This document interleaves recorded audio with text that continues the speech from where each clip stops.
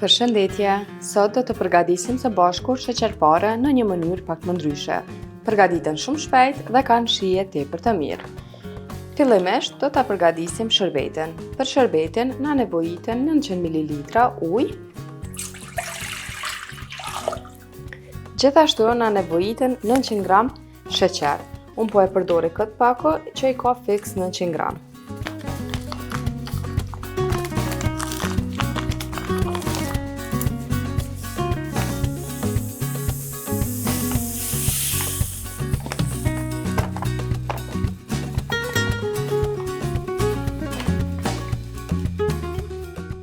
Do t'i përzijejmë derisa sheqeri të shkrihet e pastaj do t'a vendosim që të vloj në temperaturë mesatare prej momentit që e merr pikën e vlimit për 8 minuta.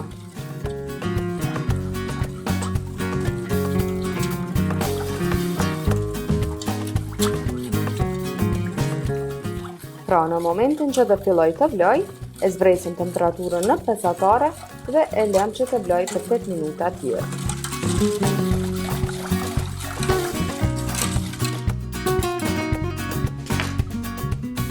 Shërbetin e kalojmë që të vloj.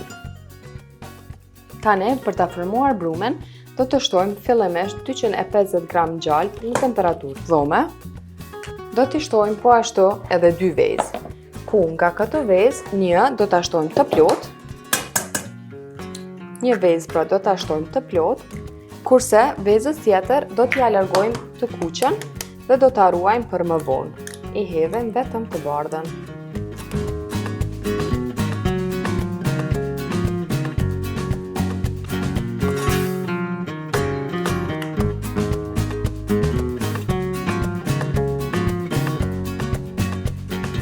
Në ndërkohë e ndezim furrën në 180 gradë dhe e lëm që të ngrohet.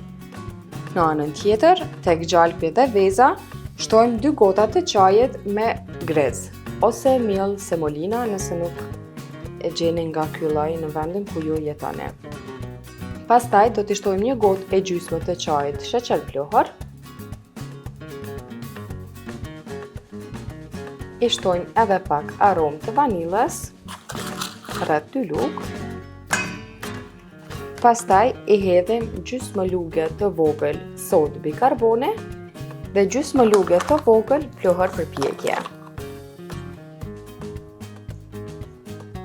Tani do t'i shtojmë 3 filxhana me miell. Filxhanin që unë po e përdori i ka 200 ml. Ndosim filxhanin e parë. E shtojmë edhe filxhanin e dytë.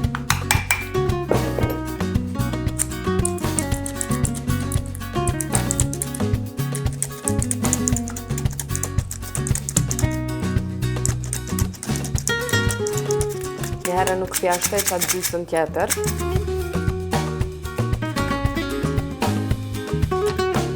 Tani të gjithë përbërësit do t'i përzijej me dorë.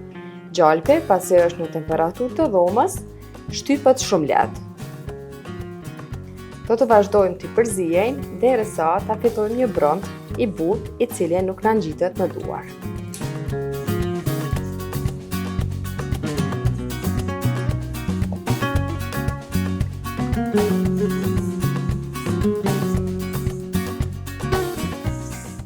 Siç mund ta shihni, brumi është gati, është një brum mjaft i butë dhe elastik. Tani brumit do t'ja japim formën. Formën mundemi me ia dhënë sipas dëshirës ose mundeni me i bë edhe kështu që shpjegoj unë. Marrim një lugë me brum.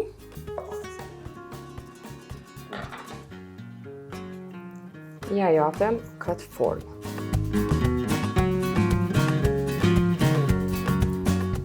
Fillimisht e bëjmë një kap të vogël, pastaj vazhdojmë në këtë mënyrë.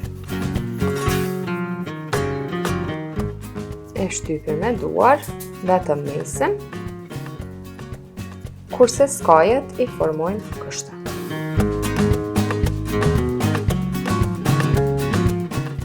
Kjo është forma. Tani do ta vendosim në tepsi. Tepsim paraprakisht nuk e kemi lyer me vaj, sepse ka gjalp mjaftueshëm brumi dhe nuk ngjitet. Vazhdojmë tani procedurën derisa ta përfundojmë të gjithë brumin duke e bërë në këtë formë e pastaj do t'i pjekim. Pas 8 minutash që ka vluar sherbeti, i shtrydhim edhe lëngun e gjysmë limonit e pastaj e vendosim që të vlojë në temperaturë të mesme edhe për 2 minuta tjerë. Pasi të vlojë, e lëm që të ftohet komplet.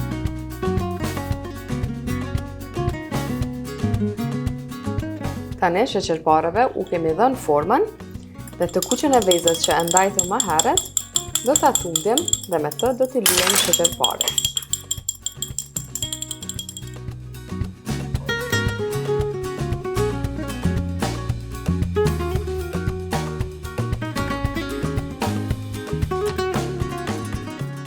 Tani me piron do t'ja bëjmë disa vija në mes, sa për një dekor të thjeshtë, e pastaj do t'i pjekim direkt në furrën e parangrohur në 180 gradë për 30 minuta.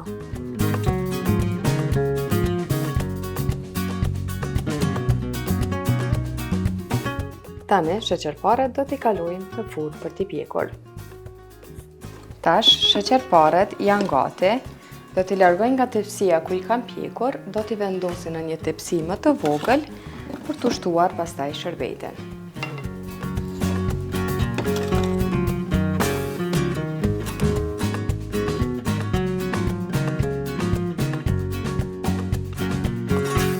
Tani tek sheqerparet e ngrohta, do të shtojmë sherbetin i cili është ftohur komplet.